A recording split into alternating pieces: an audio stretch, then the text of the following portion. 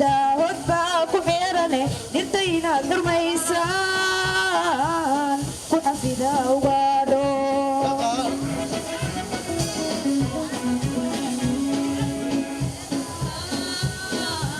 godana wabiyada xareeda hod baa ku xeerane dhirta inaad xurmaysaan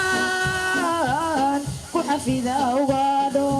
naqaaleeya xoolaha xilligoo barwaaqa waddankuna xasilan yahay eebaha dalxiiskuna kugu xira adduunyada